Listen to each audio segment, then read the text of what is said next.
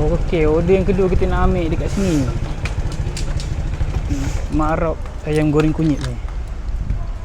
Nombor 835. Nombor 835 ada? Ha, ada. Okey. 2 ayat. Okey, terima kasih.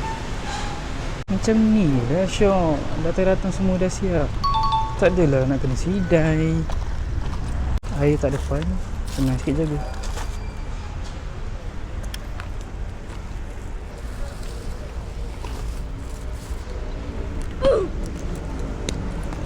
Okey. Hantar mana ni?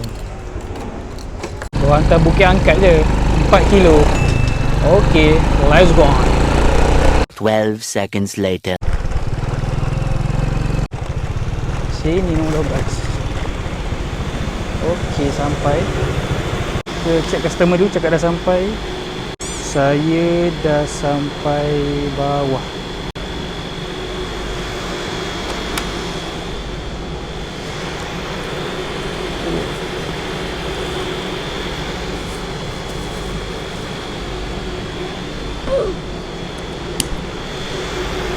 Dia kata letak dekat atas meja kuning.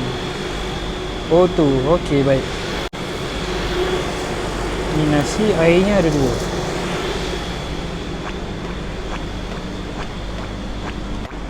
Meja, air 2.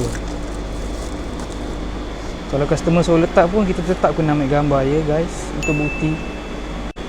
Okey, siap ambil gambar. RM7.30. Alhamdulillah. Let's go on.